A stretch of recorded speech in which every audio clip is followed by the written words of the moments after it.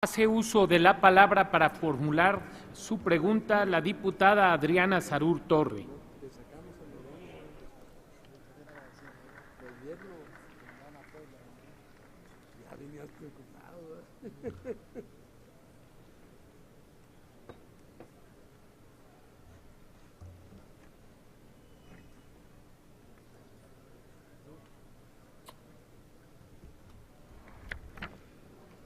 Con su permiso, diputado presidente. Diputadas y diputados, doctor José Antonio Meade. Su contribución a la vida institucional del país ha ido más allá de una década. Por su desempeño profesional, su solidez académica y su honestidad, esperamos pronósticos de fondo y de gran importancia que verdaderamente tengan una influencia en el desarrollo de la política pública en nuestro país. Es urgente rescatar el buen decir de la Secretaría de Hacienda, su liderazgo y su mano dura contra la evasión y elusión fiscales, su congruencia entre lo que se hace y se dice. El tema del crecimiento no es de izquierda o derecha, sino un conjunto de actividades del Gobierno hacia su sociedad en todos sus niveles que nos lleven a crecer. No se trata solo de disminuir privilegios, pero sí de retomar un sistema fiscal justo y equitativo. Recibimos un paquete económico sin medidas de austeridad, de control de gasto y sin reforma fiscal equitativa. Es evidente que vivimos en el ayer, en donde no se hizo nada para tapar los hoyos negros del impuesto sobre la renta, por desmitificar los regímenes del impuesto al valor agregado, por simplificar el YETU y el ISR. La verdad es que a lo mejor no había de otra, porque el objetivo era simplemente mantener la estabilidad y evitar los riesgos y optar por reestructurar los endeudamientos como si esto fuera la única salida que pueden ofrecer ante el entorno económico adverso. Sabemos que la economía mexicana se encuentra inmersa en las dinámicas mundiales, que estas dinámicas han afectado en varias ocasiones el desarrollo del país. Reconocemos los aciertos a nivel macroeconómico. Sin embargo, quiero preguntarle, ¿cuáles son las medidas que plantean instrumentar el próximo año, el último de la administración del presidente Calderón, que permitan a los ciudadanos percibir los beneficios de dicha estabilidad macroeconómica, que se refleje verdaderamente en los bolsillos de los mexicanos? Si hoy los especialistas de la economía del sector privado advierten sobre la debilidad de los mercados externos, la economía mundial y la inestabilidad financiera se perciben como el principal riesgo que podría obstaculizar el crecimiento de México. Si solo 3 municipios de cada estado tienen la capacidad para valerse por sí mismos, ¿por qué no virar hacia una política preventiva para las asignaciones del Fonden? ¿Por qué los recursos en municipios de alta marginación tardan meses en aplicarse e incluso no se aplican? Por otra parte, sabemos que la base tributaria ha crecido en los últimos años de manera importante. A pesar de ello, todavía una parte importante del gasto público se financia con la venta petrolera, aproximadamente en 40%.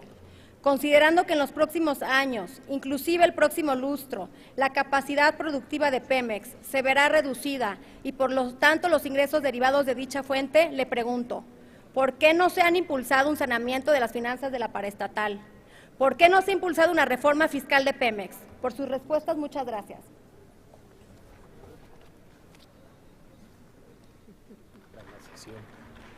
Tiene la palabra el compareciente. Muchas gracias, diputada. Querría hacer varias reflexiones sobre los temas que aquí se han planteado.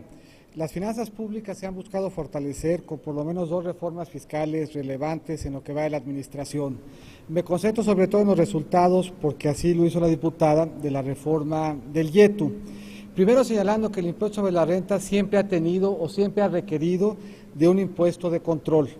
El primer impuesto de control que lo tuvo hacia finales de 1989 y fue el impuesto al activo. Este impuesto al activo permitió unificar y bajar las tasas del impuesto sobre la renta, que en esa época tenía una tasa máxima de 60.5% para empresas y 42% para personas físicas. El IMPAC permitió unificarlas en un nivel más bajo y al mismo tiempo tener mejores elementos de control. Pero la base del IMPAC se fue erosionando en el tiempo, su recaudación cayó de 0.3 del PIB a 0.1 del PIB. Cuando se aprobó la reforma fiscal en 2007, se plasmaron los objetivos del YETU en el dictamen de la Comisión de Hacienda de la propia Cámara de Diputados.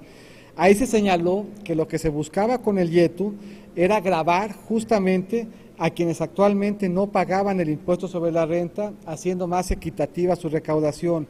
Se buscaba que el impuesto fuera un impuesto mínimo de control, promotor de la inversión y de la creación de empleos. Se buscaba como una solución para eliminar los regímenes preferenciales, así como para buscar desalentar las planeaciones fiscales que busquen eludir el pago de dicho tributo.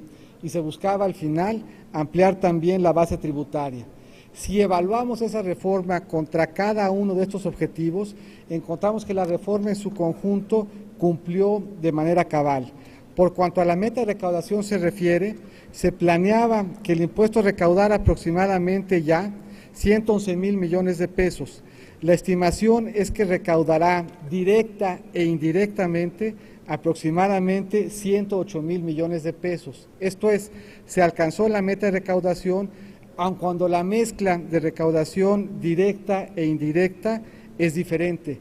Por lo tanto, ha contribuido a fortalecer los ingresos públicos frente a la volatilidad macroeconómica y a fomentar la inversión.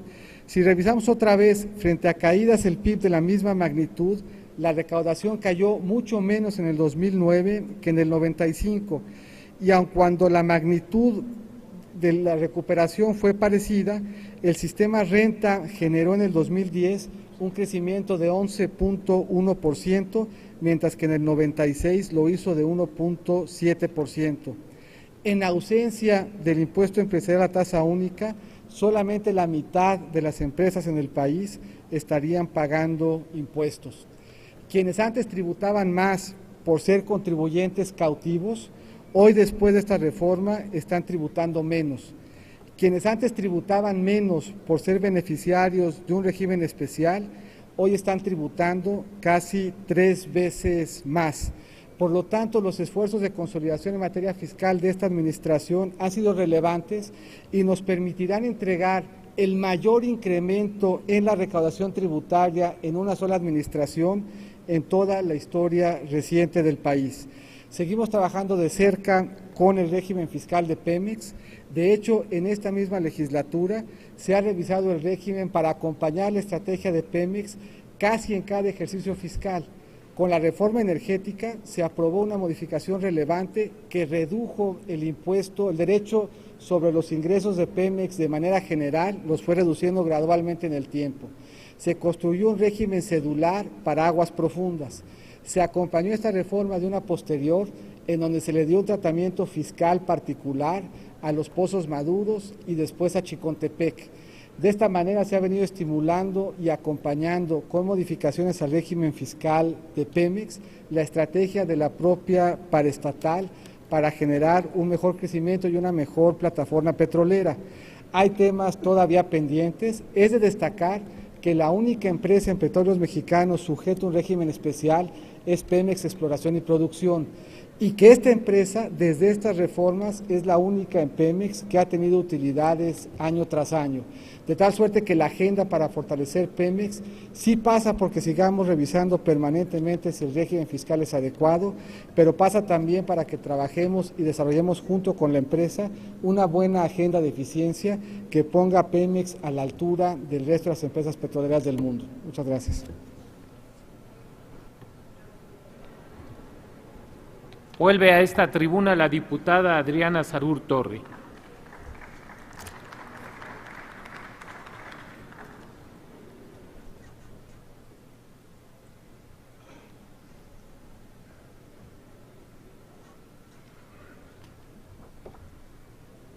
Gracias por su respuesta, señor secretario. Sabemos que la tarea que le ha sido encomendada por el presidente Calderón la sabrá llevar a buen fin por el bien del país y del futuro de los mexicanos.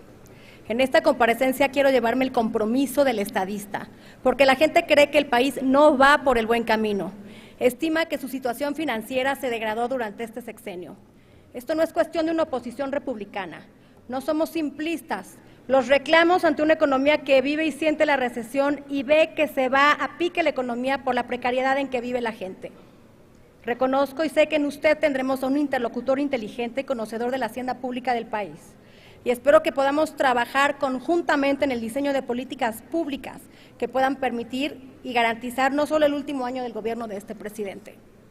Hoy en día el bienestar y progreso de cualquier nación depende en buena medida de la competitividad que posee, y de su capacidad para hacer frente en un entorno económico adverso. ¿Cómo hacer competitivo a México? La respuesta parece ser muy sencilla, a través de la promoción de la inversión, porque este es el único mecanismo capaz de brindar importantes beneficios en el corto plazo y en el futuro. El quinto informe evidencia que el problema de la inversión no es solo de conocimiento, sino también en la destreza de aplicar los conocimientos a la práctica.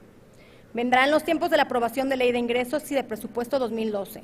Serán largas etapas de discusión al interior de la Comisión de Hacienda, pero también meses decisivos para buscar más oportunidades para todos. Los mexicanos aspiramos a vivir en un país de leyes que se respeten, que se cumplan, un país que se pueda encaminar con libertad, una nación donde las oportunidades de empleo productivos abunden, donde la educación sea garantía de progreso individual y colectivo. Muchas gracias.